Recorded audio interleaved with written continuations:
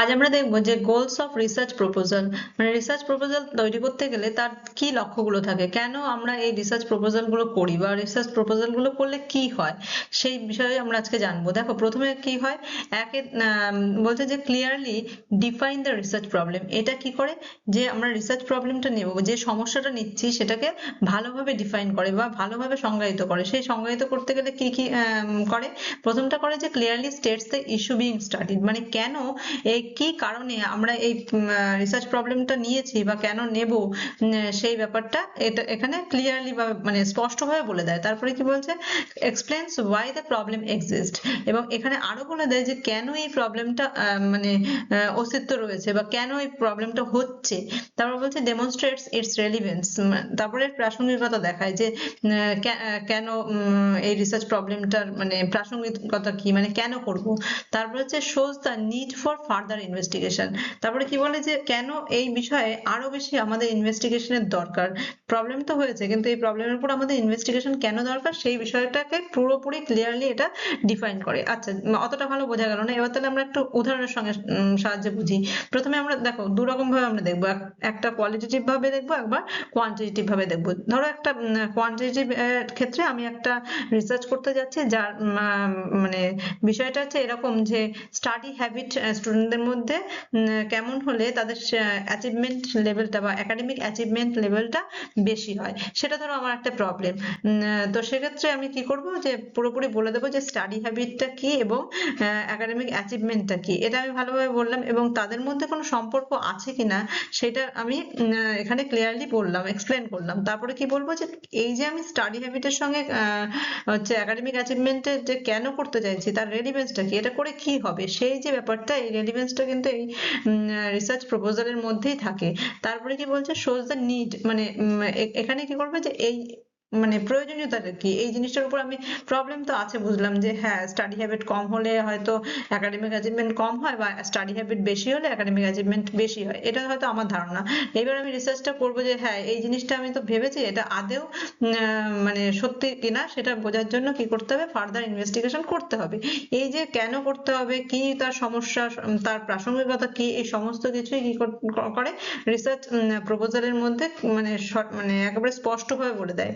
আচ্ছা, এটা তো দেখলাম আমরা কোয়ান্টিটেটিভ ক্ষেত্রে। যদি কোয়ালিটেটিভ ক্ষেত্রে কোনো রিসার্চ করতে যাই, ধরো আজকালকার দিনে কি হচ্ছে, স্টুডেন্টদের মোবাইল ফোন দেওয়া আছে, তো এই যে মোবাইল ফোন দেওয়া আছে এর ফলে মানে প্রতিক্রিয়াটা ধরো আমরা দেখতে চাইছি, যে তার বাবা মার প্রতিক্রিয়া কি, তাহলে বাবা মার প্রতিক্রিয়া কি এই জানতে গেলে আমাদের কি করতে হবে, তাদের ক্ষেত্রে কেস স্টাডি করতে হবে বা এই সমস্ত ব্যাপারগুলো করতে হবে। তো সেক্ষেত্রে আমাদের কি করতে হবে, যে মোবাইল ফোন দেওয়ার ব্যাপারটা পারসেপশনটা কি, মানে মা বাবার পারসেপশনটা কি, এই জিনিসটা পুরোভাবে বা স্পষ্টভাবে কি করা হবে, এই রিসার্চ প্রপোজালের মধ্যে দেওয়া হবে। এবং এই যে ব্যাপারটা, এই যে প্রবলেমটা, এটা করে কি হবে সেই রেলিভেন্সটাও কিন্তু এই রিসার্চ প্রপোজালের মধ্যে দেওয়া হয়। আর কি করে, যে এটার প্রতি বুঝলাম যে হ্যাঁ মোবাইলটা দেওয়া হচ্ছে এবং মোবাইলের মাধ্যমে দেওয়া হচ্ছে, তার বাবা মার এই এই জিনিসগুলো ভাবছে, তো এই জিনিসগুলো ভাবছে, এই সত্যিই কি ভাবছে, বা নেগেটিভ ভাবছে না পজিটিভ ভাবছে, বা আরো কি কি ভাবছে, সেই জিনিসগুলো জানতে গেলে কি ফার্দার ইনভেস্টিগেশন করার দরকার আছে। সেটা কোথায় বলা হচ্ছে, রিসার্চ প্রপোজালের ক্ষেত্রে বলা হচ্ছে। তারপরে দেখো যে এটার মধ্যে কি থাকে, এটা establish the purpose and objectives of the study, মানে তুমি যে মানে রিসার্চটা করতে যাচ্ছ, যে স্টাডিটা করতে যাচ্ছ, তার কি উদ্দেশ্য এবং তার কি কারণ আছে, যে কি কারণে এই স্টাডিটা করতে যাচ্ছ, পুরোটাই কিন্তু রিসার্চ প্রপোজালের মধ্যে থাকে। তাহলে রিসার্চ প্রপোজালের মধ্যে আর কি থাকে, এটা দেখো, এটা স্টেটস করে কি জেনারেল এইম অফ স্টাডি, মানে তোমার যে স্টাডিটা তার সাধারণ লক্ষ্যটা কি, লিস্ট করে কি স্পেসিফিক অবজেক্টিভ। আচ্ছা, ওই সাধারণ লক্ষ্যে পৌঁছানোর জন্য কি কি বিশেষ লক্ষ্যগুলো অনুসরণ করলে ওই সাধারণ লক্ষ্যে পৌঁছানো যাবে, সেই জিনিসটাও কিন্তু এই রিসার্চের প্রপোজালের মধ্যে দেওয়া থাকে। তারপর কি থাকে, আর থাকে হচ্ছে define what the researcher Hopes to achieve, এটাও ভালোভাবে বলে দেওয়া থাকে যে রিসার্চার কি আশা করছে, কি পাবে তার রিসার্চটা করে, সেটাও কিন্তু রিসার্চ প্রপোজালের মধ্যে থাকে। তারপরে কি করে, গাইড দ্য রিসার্চ প্রসেস, মানে এছাড়াও এই যদি পুরো রিসার্চ প্রপোজালটা করা হয়, সেই পুরো প্রসেসটার মধ্যে দিয়ে যেতে যেতে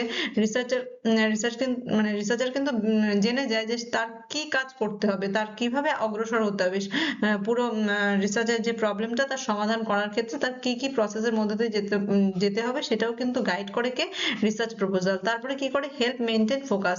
আচ্ছা, যদি তোমার কাছে একটা প্রপোজাল থাকে, তোমার কাছে যদি একটা মনে করো একটা মানে কঙ্কালের মতন একটা স্ট্রাকচার থাকে বলা যায়, মানে বা ব্লু প্রিন্ট থাকে, তাহলে কি করতে পারবে তুমি, সেই জিনিসটার উপর ফোকাস করতে পারবে। মানে এই পথে গেলে আমি আমার কি করতে পারবো, প্রবলেম গুলো সলিউশনটা পাবো। তাহলে রিসার্চ প্রপোজাল কি করে, ফোকাস থাকতে সাহায্য করে। তারপরে কি, provide criteria for evaluating success, মানে কোন কোন ক্রাইটেরিয়া গুলো থাকলে তোমার যে প্রবলেমটার সমাধান করতে পারবে বা মূল্যায়ন করতে পারবে, সেই জিনিসগুলো সমস্ত ক্রাইটেরিয়া গুলো বা সমস্ত জিনিসগুলো কি করে, প্রোভাইড করে এই রিসার্চ প্রপোজাল। তাহলে কি বুঝলাম, যে রিসার্চ প্রপোজাল আমাদের এইমটা ঠিক করতে সাহায্য করছে, মানে জেনারেল এম, আর সেই জেনারেল এম যাওয়ার জন্য আমাদের কি কি বিশেষ অবজেক্টিভস লক্ষ্য করতে হবে, বা কোন কোন বিশেষ অবজেক্টিভস গুলো ফলো করলে আমরা জেনারেল এম এ পৌঁছাতে পারবো, সেটাও কিন্তু আমাদের সাহায্য করছে। তাছাড়া সাহায্য করছে কি, রিসার্চার কি করতে চায়, কি সে আশা করছে যে তার রিসার্চের মাধ্যমে পাবে, সেটাও কিন্তু ডিসকাস করে দেয় বা রিফাইন করে দেয়। তারপরে কি করে, রিসার্চারকে গাইড করে কোন কোন প্রসেসে সে তার প্রবলেমের সমাধান পাবে। তারপরে কি বললাম, যে সে মেনটেন করতে পারবে তার ফোকাসটা, যে কিভাবে করলে কাজটা পুরোপুরি ভাবে উঠবে। তারপরে কি বলছে, যে প্রোভাইড করে ইভ্যালুয়েটিং সাকসেস, মানে সে যাতে যেতে পারে, সেই সাকসেসের পথটা তৈরি করে দেয় রিসার্চ প্রপোজাল। দেখো এরপরে কি বলছে, যে এটা জাস্টিফাই করে সিগনিফিকেন্স অফ দ্য স্টাডি। এই যে স্টাডিটা চলবে, মানে যেই কাজটা তুমি করতে চাইছো, সেই কাজটার সিগনিফিকেন্স কি, তার মানে তাৎপর্যটা কি, কাজটা করলে কি হবে। দেখো কোন কোন জিনিসগুলো দেখে, একাডেমিক ভ্যালু দেখে, মানে এই যে কাজটা তুমি করতে চাইছো সেটা কি জ্ঞানের ক্ষেত্রে নতুন কোনো কিছু কন্ট্রিবিউট করবে, সেই ব্যাপারটা কিন্তু এখানে রিসার্চ প্রপোজালে সেটা বলে দেয়। তারপরে কি বলে, প্র্যাকটিক্যাল বেনিফিট, মানে এই যে তুমি কাজটা করতে চাইছো তার কি প্র্যাকটিক্যাল বেনিফিট আছে, মানে এই যে কাজটা করতে চাইছো সেটা কি সম্ভব হবে, কাজটা করাটা কি সহজ, মানে তুমি যেটা করতে চাইছো সেটা কি মানে প্র্যাকটিক্যাল, মানে মেজারেবল, মানে তুমি কি সেটা মানে যে মানে ধরো ডেটা কালেকশন কি পসিবল, এটার কি ডেটা কালেকশনের পরে তার যে সমাধানটা আসবে সেটা কি তুমি করতে পারবে বা করা মানে যায়, সেই সমস্ত বিষয়গুলোই কিন্তু এই রিসার্চ প্রপোজালের মধ্যে থাকছে।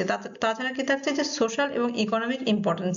আচ্ছা, এটাও বলে দেয় যে এই যে রিসার্চটা করতে যাওয়া হচ্ছে সেটা কি সামাজিক গুরুত্ব আছে, কি ইকোনমিক গুরুত্ব আছে, তার মানে সমাজের ক্ষেত্রে কি কোনো কাজে লাগবে, আর এটা কি মানে ইকোনমিক ক্ষেত্রে কি বলছে, মানে তুমি যে কাজটা করতে চাইছো সেটা কি অনেক টাকা খরচ হবে নাকি কমের মধ্যে হবে, বা যেটা করা হবে তার ফলে কি কোনো অর্থনৈতিক দিক থেকেও কোনো হেল্প হবে, সেই সমস্ত বিষয়গুলো কিন্তু এই কিসে থাকছে, রিসার্চ প্রপোজালের মধ্যে থাকছে। আর একটা জিনিস হচ্ছে, সেটা হচ্ছে contribution to policy or decision making, মানে এই যে তুমি রিসার্চটা করতে চাইছো সেটা করার পরে সেটা কি কোনো পলিসি বা তৈরি করার ক্ষেত্রে, বা অন্য কেউ সমস্যায় পড়েছে তার সেই ডিসিশন মেকিং এর ক্ষেত্রে কি কোনো কন্ট্রিবিউশন করবে, সেই জিনিসগুলোও কিন্তু রিসার্চ প্রপোজালের মধ্যে থাকছে। তারপরে কি বলছে, যে রিভিউ এক্সিস্টিং নলেজ। এছাড়া কি করে, যে যেহেতু রিসার্চ প্রপোজালের মধ্যে একটা পয়েন্ট থাকে, যে রিভিউ অফ রিলেটেড লিটারেচার, মানে তুমি যে জিনিসগুলো করতে চাইছো, যে প্রবলেমটা নিয়ে কাজ করতে চাইছো, তার ওরিয়েন্টেড কি প্রিভিয়াস কোনো কাজ আছে, সেই যে জিনিসটার ক্ষেত্রে কি কি হেল্প করা হয়, মানে হেল্প করে যে কোনো প্রপোজাল, সেটা হচ্ছে সামারাইজেস প্রিভিয়াস স্টাডিজ, মানে যা যা প্রিভিয়াস স্টাডিজ হয়েছে তোমার রিসার্চ রিলেটেড বা তোমার প্রবলেম রিলেটেড, তার পুরো জিনিসটা সামারিটা দেওয়া হয় হচ্ছে এই রিসার্চ প্রপোজালের মধ্যে। তারপরে কি হচ্ছে, আইডেন্টিফাইজ থিওরিজ এন্ড মডেলস, মানে কোন কোন মডেল বা কোন কোন থিওরি গুলো তোমার প্রবলেমটাকে জাস্টিফাই করছে, সেই জিনিসগুলো কিন্তু রিসার্চ প্রপোজালের মধ্যে দেওয়া থাকে। তারপরে কি, হাইলাইটস গ্যাপস ইন নলেজের ক্ষেত্রে যে গ্যাপ আছে কিনা, মানে তুমি যে কাজটা করতে চাইছো সেটা কি আদৌ করা দরকার আছে, নাকি কেউ করেনি কিন্তু তোমারটা করলে সমাজের উন্নতি হতে পারে, সেই রকম কোনো ব্যাপার আছে, সেটাও কিন্তু রিসার্চ প্রপোজালের মধ্যে দেয়া থাকে। তারপরে কি বলছে, shows how the new study builds on on previous research. মানে এই যে একটু আগে বললাম যে তোমার যে নতুন স্টাডিটা তুমি করতে চাইছো সেটা কি অন্যান্য যারা কাজ করেছে তাদের উপর বেস করে হচ্ছে, মানে এমন কোনো কাজ হচ্ছে না তো যে তুমি নিজে মনে মনে ভেবেছো যে এটা হতে পারে কিন্তু আদৌ সেটা বাস্তবে করা যায় না, সেরকম কি কাজ হচ্ছে নাকি তোমার কাজটা অন্যরাও, মানে তোমার মতন কাজ অন্যরাও করেছে, তুমি যদি এটা করো তাহলে হয়তো ওরা যেটুকু করেছে তার থেকে হয়তো এক ধাপ আগে মানে এগিয়ে যাবে, সেই বিষয়টা দেখা হয় কিসে, এই রিসার্চ প্রপোজালের মধ্যে। এবারে দেখো যে এই যে রিসার্চ প্রপোজালের আর কি কি লক্ষ্য থাকে, আর একটা লক্ষ্য থাকে যে প্রেজেন্ট আ ক্লিয়ার রিসার্চ ডিজাইন। এটার ক্ষেত্রে কি হয়, রিসার্চ প্রপোজালের মধ্যে একটা স্পষ্ট একটা রিসার্চ ডিজাইন দেওয়া থাকে। রিসার্চ ডিজাইন দেওয়া থাকে মানে তুমি যে কাজটা করতে চাইছো সেই কাজটা তুমি কি করছো, যে পুরো রিসার্চটা কিভাবে চলবে সেই বিষয়টা তুমি ক্লিয়ারলি বলে দিচ্ছ। যেমন ধরো কোয়ালিটেটিভ হতে পারে, সেটা কোয়ান্টিটেটিভ কাজ হতে পারে, মিক্সড মেথড হতে পারে। একটু আগে আমরা বললাম যে কোয়ালিটেটিভ এর ক্ষেত্রে আমরা দেখতে চাইছি যে মোবাইল দিলে তাদের বাবা মা মানে বাচ্চাদের মোবাইল দিলে তাদের বাবা মার পারসেপশনটা কি সেইটা তুমি জানতে চাইছো, তাহলে সেই জিনিসটা জানতে গেলে তোমার যে রিসার্চ ডিজাইনটা হবে সেই বিষয়টাও কিন্তু এই রিসার্চ প্রপোজালের মধ্যে দেওয়া থাকে। ধরো এরকম হচ্ছে যে তুমি কোন পপুলেশনের উপর নিচ্ছ, মানে কোন বাচ্চাদের কাছে মোবাইল দেওয়া হচ্ছে। ধরো 11-12 দুইজনের কাছে মোবাইল দিচ্ছে, তাহলে কোন বাচ্চা, তুমি কি শুধু 11 দের নিতে চাইছো না তুমি শুধু 12 দের নিতে চাইছো? আচ্ছা 11 দের নিতে গেলে তোমার কি শুধু বাচ্চাদের থেকে তুমি ডেটাটা কালেক্ট করবে না তার বাবা মার থেকে ডেটা কালেক্ট করবে? মানে বাচ্চাদের থেকে ডেটা কালেক্ট করবে মানে তার বাচ্চাদের কাছ থেকে জিজ্ঞাসা করবে যে তোমার বাবা মা এই ব্যাপারে কি ভাবছে, নাকি তুমি সেই বাচ্চার বাবা মার কাছে গিয়ে ডেটাটা কালেক্ট করবে? তাহলে ডেটা কালেকশনের মেথডটাও এখানে বলে দেওয়া হচ্ছে, এবং একই সঙ্গে সঙ্গে কোন পপুলেশনের উপর করা হচ্ছে। এবং ধরো তুমি এরকম বললে যে তোমার পপুলেশনটা পুরো 11 যারা যারা পড়ে পশ্চিমবঙ্গে তাদের সবার থেকে নেবে, তা সবার কাছে তো যাওয়া সম্ভব না। সেক্ষেত্রে আমাদের কি করতে হবে, স্যাম্পল কালেক্ট করতে হবে যে কোন কোন জায়গা থেকে নিলে তোমার একটা রিপ্রেজেন্টেটিভ স্যাম্পল হয়, মানে সমস্ত পশ্চিমবঙ্গের সমস্ত বাচ্চাদের ক্ষেত্রে এটা প্রযোজ্য হয়, এরকম জিনিসটা তোমার কিসের উপর দেওয়া থাকছে, এই রিসার্চ প্রপোজালের মধ্যে তোমাকে দিয়ে দিতে হচ্ছে। তারপরে কি, ডেটা অ্যানালিসিস টেকনিক। তারপরে দেখো ওই যে যে প্রবলেমটা নিলাম যে তোমার বাচ্চাদের কি হচ্ছে, ওই মোবাইলটা দেওয়া হচ্ছে তার বাবা মার পারসেপশনটা তুমি জানতে চাইছো। তো সেক্ষেত্রে কি হচ্ছে, তুমি কিভাবে ওই ডেটা কালেকশন করে নিয়ে আসলে, কালেকশন করার পরে কিভাবে অ্যানালিসিস করবে, কোন পদ্ধতিতে অ্যানালিসিস করলে ভালো হবে, সেই ব্যাপারটাও কিন্তু আমাদের ওই কি রিসার্চ প্রপোজালের মধ্যে দেয়া থাকে বা দিতে হয়। মানে রিসার্চ প্রপোজালের প্রধান লক্ষ্যই হচ্ছে এইগুলো, যে রিসার্চ ডিজাইনটা দেওয়া থাকবে, মানে তার কিভাবে তার স্যাম্পল কালেক্ট করতে হবে, কিভাবে পপুলেশন কালেক্ট করতে হবে, কিভাবে ডেটা কালেক্ট করতে হবে, কিভাবে অ্যানালিসিস করতে হবে, সবগুলো দেওয়া থাকবে। সেটা দেখো কোয়ালিটেটিভ দেখলাম। কোয়ান্টিটেটিভ এর ক্ষেত্রেও একই রকম। যেমন ধরো ওই আগের প্রবলেমটাই নিয়ে নিই, যে স্টাডি হ্যাবিটস হচ্ছে একাডেমিক অ্যাচিভমেন্টের ক্ষেত্রে কোনো প্রভাব ফেলছে কিনা। তাহলে সেটা যদি আমাদের প্রবলেম হয় তাহলে সেক্ষেত্রে কোন কোন মানে বাচ্চাদের থেকে আমরা, বাচ্চাদের হোক বা বড়দের হোক, কোন পপুলেশনটা আমাদের হবে, যে কাদের আমরা স্টাডি হ্যাবিটটা দেখতে চাইছি। এবং যাদের আমরা দেখতে চাইছি তাদের পুরো দলটাকে তো আমরা নিতে পারবো না, তার থেকে কিছুটা জিনিস আমাদের নিতে হবে, কিছু স্যাম্পলদের আমার নিতে হবে। তাহলে সেই ব্যাপারগুলো কি হচ্ছে এই রিসার্চ প্রপোজালের মধ্যে দিতে হবে। তারপর হচ্ছে এই তো আমাদের করলাম, তারপরে করার পরে কিভাবে আমরা ডেটাটা কালেক্ট করবো, আমরা একটু আগে বললাম যে এটা একটা কোয়ান্টিটেটিভ মেথড। তাহলে কোয়ান্টিটেটিভ মেথড মানে কি, মেথড ইউজ করে আমরা করব। তো সেক্ষেত্রে আমাদের কি করতে হবে, ডেটা কালেকশনের মেথডের ক্ষেত্রে আমাদের এমন কিছু টুলস দিতে হবে যার মাধ্যমে আমরা সংখ্যা কালেক্ট করতে পারি, মানে সংখ্যার মাধ্যমে জিনিসটা নিতে পারি। তারপরে কি হবে, তারপর ডেটা অ্যানালিসিস টেকনিকটা কি হবে, মানে কোন পদ্ধতিতে আমরা এই অ্যানালিসিসটা করব, আমরা স্ট্যাটিস্টিক্যাল কি কি মেজারমেন্টের মধ্যে দিতে চাইছি সেই সমস্তগুলোই কিন্তু এর মধ্যে ক্লিয়ারলি বলে দিতে হবে। তারপরে কি, ডেমনস্ট্রেট ফিজিবিলিটি। আবার এই যে রিসার্চ প্রপোজাল কি করে দেয়, যে আমাদের ফিজিবিলিটি, মানে আমরা যে এই রিসার্চটা করছি সেটা কতটা মানে সহজলভ্য, মানে কিভাবে করব আমরা, আদৌ কি কাজটা করা সম্ভব। দেখো সেক্ষেত্রে আমাদের কি কি বলে দেয়, প্রথম টাইমলাইন বলে দেয় যে কতদিন ধরে আমরা করব। যদি কোয়ালিটেটিভ স্টাডি হয় তাহলে আমরা, ধরো আমরা লংজিটিউডাল স্টাডি করছি, তাহলে আমরা কতদিন ধরে সেই জিনিসটা চলবে। তারপরে কি করছে, আর ধরো যদি শুধু কোয়ালিটেটিভ কেন, ক্রস সেকশনাল যদি করি তাহলে সেক্ষেত্রেও আমার কতটা টাইম লাগবে, সেই জিনিসটা রিসার্চ প্রপোজালের মধ্যে দিয়ে দিতে হয়। তারপরে কি, বাজেট ইফ রিকোয়ার্ড, মানে এখানে বলতে চাইছি বাজেট তোমার বেশি লাগবে কিনা। তোমার যদি লংজিটিউডাল স্টাডি হয় তাহলে তুমি অনেক বছর ধরে করবে, ধরো 10 বছর 5 বছর যেভাবেই করো না কেন, বা 20 বছর, সেক্ষেত্রে তোমার কি করতে হবে, তোমার তো অনেক টাকার দরকার হয়। তাহলে সেই কতটা টাকা টাকার দরকার হবে সেটাও তোমার লিখে দিতে হবে। যদি তোমার ক্রস সেকশনাল করতে চাও, যদি তুমি ডেসক্রিপটিভ করতে চাও, তুমি যদি এক্সপেরিমেন্টাল করতে চাও, যেই রকমের রিসার্চ তুমি করতে চাও না কেন, তার জন্য যে টাকাটা লাগবে সেই টাকাটা কথাটা মানে রিসার্চ প্রপোজালের মধ্যে লিখে দেওয়া থাকে। তারপর কি access to participants or data, কিভাবে পার্টিসিপেন্টের কাছে তুমি যাবে, কিভাবে তুমি ডেটা কালেক্ট করবে, সেই বিষয়গুলো কিন্তু এই রিসার্চ প্রপোজালে বলে থাকে। এটাই হচ্ছে মানে রিসার্চ প্রপোজালের এইগুলোই হচ্ছে লক্ষ্য। তারপরে কি availability of tools and materials, মানে তুমি যে টুলস বা ম্যাটেরিয়াল গুলো দিয়ে ডেটাটা কালেক্ট করবে সেগুলো কি অ্যাভেলেবেল, সেগুলো কি মানে সহজে পাওয়া যায়, সেই বিষয়গুলো কিন্তু রিসার্চ প্রপোজালের মধ্যে দেয়া থাকে। দেখো এছাড়াও যেগুলো থাকে হচ্ছে মানে রিসার্চ প্রপোজালের গোলের মধ্যে আরো যেগুলো থাকে সেটা হচ্ছে অ্যাড্রেস এথিক্যাল কনসিডারেশন। এখানে দিয়ে দেওয়া থাকে যে কোন কোন এথিক্যাল ব্যাপারগুলো আমাদের মাথায় রাখতে হবে। যেমন ধরো how participants will give inform consent. Inform consent কি, যে কোনো ডেটা মানে ডেটা কালেকশনের সময় যে সমস্ত স্যাম্পলের থেকে তুমি ডেটা কালেক্ট করবে তাদের কাছে কি করতে হয়, মানে পুরো তোমার যে রিসার্চ কেন করছো, তার উদ্দেশ্য কি, যে ডেটাটা দেবে তার কি লাভ হবে কি লোকসান হবে, সেই সমস্ত বিষয়গুলো কি পার্টিসিপেন্টকে জানিয়ে দেওয়া হয়। জানিয়ে দেওয়ার ফলে সে সেই পুরো জিনিসটা বোঝার পরে যখন রাজি হয়, সেই মানে রাজিকরণের যে ব্যাপারটা সেটা হচ্ছে কনসেন্ট নেওয়া। তার মানে কি, কিভাবে তুমি কনসেন্ট নেবে সেই জিনিস কিন্তু এই রিসার্চ প্রপোজালের মধ্যে দেওয়া হয়, মানে দিতে হয়, এটা হচ্ছে তার মানে লক্ষ্য। তারপরে কি how confidentiality will be maintained, কিভাবে তুমি ওই রেসপন্ডেন্টদের থেকে যে ডেটাটা নিয়ে আসলে সেটা কনফিডেন্সিয়াল কিভাবে থাকবে, কিভাবে গোপন থাকবে, সেই জিনিসগুলো কিন্তু রিসার্চ প্রপোজালের মধ্যে দেওয়ার কথা বলা হয়। তারপর কি how harm will be avoided, এবং কিভাবে মানে সেই রেসপন্ডেন্টদের থেকে যে তুমি ডেটাটা কালেক্ট করবে তাদের যাতে কোনো রকম ভাবে আঘাত না হয়, কোনো রকম ভাবে ফিজিক্যাল এবং কোনো রকম সাইকোলজিক্যাল হার্ম যাতে না হয়, সেই যে জিনিসগুলো সেগুলো রিসার্চ প্রপোজালের মধ্যে দেওয়া হয়। তারপর বলছে যে সিকিউর অ্যাপ্রুভাল অর ফান্ডিং। আচ্ছা, কোনো ফান্ডিং এর ক্ষেত্রে যে অ্যাপ্রুভাল পেতে হয় বা অনুমতি পেতে হয়, সেই পাওয়ার জন্য কিন্তু রিসার্চ প্রপোজালটা তৈরি করা হয়।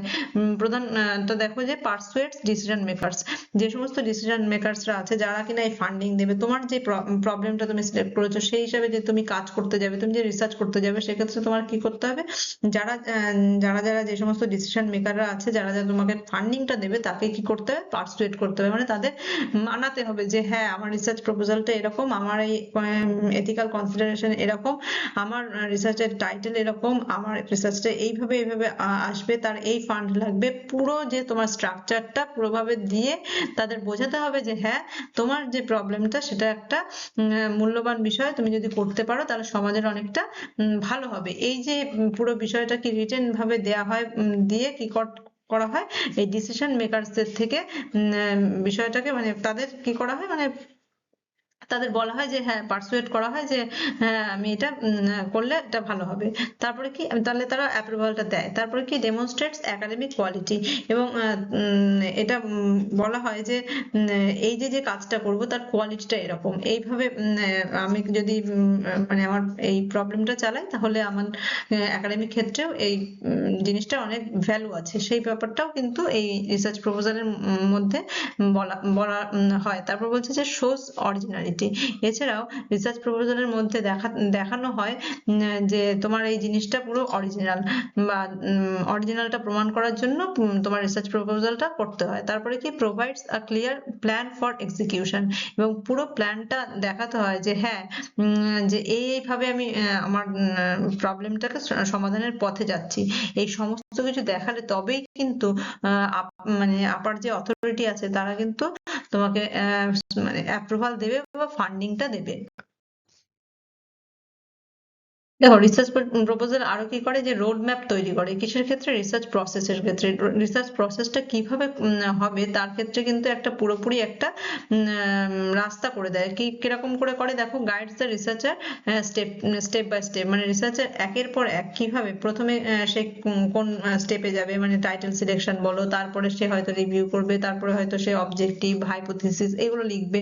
তো এই যে যা যা পরপর যে স্টেপগুলো সেগুলো রিসার্চ প্রসেসটা চালাতে গেলে লাগে, সেগুলো রিসার্চ প্রপোজালের মধ্যে দিতে হয় বা দেওয়ার কথা বলা হয়। তারপরে কি keeps the study organized. Research proposal কি করে, যে কোনো কাজকে মানে তোমার যে প্রবলেম বা তোমার যে কাজটা তুমি নিয়ে কাজ করতে চাইছো সেটাকে কি করে অর্গানাইজড ওয়েতে করে, মানে পরপর যে একটু আগে বললাম যে স্টেপ বাই স্টেপ করে, তাই জন্য কি ওটা অর্গানাইজড হয়। তারপর হচ্ছে কি প্রিভেন্টস ডেভিয়েশন ফ্রম অবজেক্টিভস, মানে তুমি যে অবজেক্টিভটা সেট করেছো তোমার রিসার্চের কাজে, সেই অবজেক্টিভ থেকে তোমাকে বিচ্যুতি হতে দেয় না।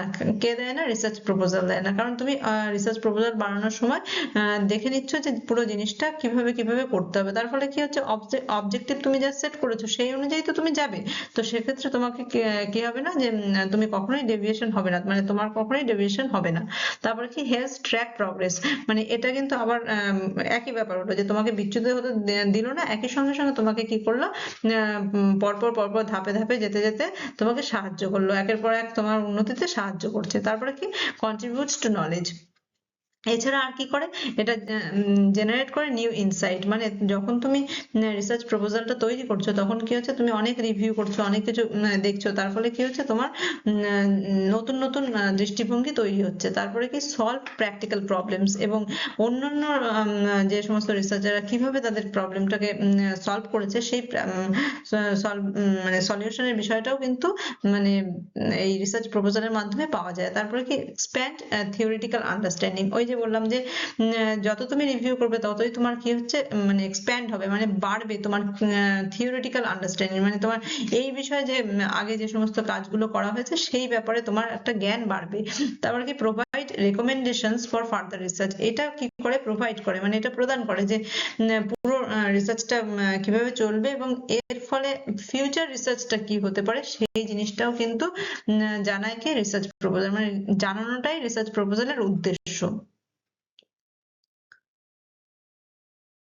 তারপরে দেখো এই যে পুরো রিসার্চ প্রপোজালটা যখন করছো তখন কি হচ্ছে তোমার মধ্যে একটা ডেভেলপ হচ্ছে কি রিসার্চ স্কিল ডেভেলপ হচ্ছে। রিসার্চ স্কিল গুলো কি কি, যে তোমার মধ্যে ক্রিটিক্যাল থিঙ্কিং আসছে, তোমার মধ্যে যে কোনো জিনিস হট করে যা আছে তাই উপর উপর দেখেই তুমি সেটা মানতে পারছো না বা মেনে নিচ্ছ না। তারপরে কি অনেক অনেক তুমি যখন জিনিসটা মানে রিভিউ করছো বা অনেক পড়াশোনা করছো, অনেক কাজ করছো, তার ফলে কি হচ্ছে তোমার ক্রিটিক্যাল থিঙ্কিংটা বাড়ছে এবং তুমি যে কোনো জিনিস মানে ফেস ভ্যালু দেখেই নিচ্ছ না, তুমি অনেক প্রশ্নের মাধ্যমে যে কোনো জিনিস নেওয়ার তোমার ক্ষমতা তৈরি হচ্ছে। তারপর কি ওই যে একে বললাম অ্যানালিটিক্যাল এবিলিটি, মানে বিশ্লেষণ করার ক্ষমতা তোমার মধ্যে তৈরি হচ্ছে। একাডেমিক রাইটিং ও তৈরি হচ্ছে। একাডেমিক রাইটিং কিভাবে তৈরি হচ্ছে, যদি তুমি অনেক মানে আর্টিকেল বলো, জার্নাল বলো, থিসিস বলো, যাই বলো কিনা, যা কিনা একাডেমিক জিনিসপত্রগুলো আছে যেগুলো তুমি পড়েছো, পড়ার ফলে কি হচ্ছে তা এক একজনের ধরো এক একজনের এক একটা স্টাইলে লিখছে, তো লেখার স্টাইল বারে বারে বারে বারে দেখার মাধ্যমে, পড়ার মাধ্যমে, তার ফলে কি হচ্ছে তোমার নিজের মধ্যেও কি হচ্ছে একাডেমিক রাইটিং কিভাবে লিখতে হয়, কিভাবে লিখলে সাকসেসফুল লেখা হয় বা ফ্রুটফুল লেখা হয়। সাকসেসফুল বলাটা খারাপ বিষয়, ধরো ফ্রুটফুল লেখা হয় যেটা সবার ক্ষেত্রে কাজে কাজে লাগবে, সেরকম বিষয়টা তোমার মধ্যে তৈরি হয়ে যায়। তারপর প্রবলেম সলভিং, মানে অনেক তুমি রিসার্চের মানে রিভিউ করেছো, তারপরে অন্যদের অনেক প্রবলেম তারা কিভাবে সলভ করেছে সেগুলো যখন দেখছো তখন কি হচ্ছে তোমার যে প্রবলেমটা আছে সেটাও তুমি সলিউশনের দিকে যেতে পারবে। তার মানে কি তোমার মধ্যে একটা প্রবলেম সলভিং বা সমস্যা সমাধানের একটা স্কিল ডেভেলপ হবে। তারপর কি প্ল্যানিং এন্ড অর্গানাইজেশন, মানে এই যে রিসার্চ প্রপোজালটা করার সময় তোমার কি হচ্ছে যত তোমার রিসার্চ ডিজাইন বলো বা রিসার্চের অবজেক্টিভ বলো, হাইপোথিসিস বলো, এই যে পরপর পরপর ধাপ ধাপ ধাপ ধাপ গুলো তুমি মেনটেন করছো, মেনটেন করার ফলে কি হচ্ছে তোমার অর্গানাইজেশন ক্ষমতা হচ্ছে এবং প্ল্যানিং, যে কোনো কাজ করতে গেলে, যে কোনো প্রবলেমের সমাধান করতে গেলে যে প্ল্যানিং করতে হয় সেই বিষয়টাও তোমার মধ্যে ডেভেলপ হচ্ছে। মানে রিসার্চারের মধ্যে মানে এই সমস্ত রিসার্চ স্কিল গুলো ডেভেলপ করানোর জন্য কিন্তু রিসার্চ প্রপোজাল করা করা হয়।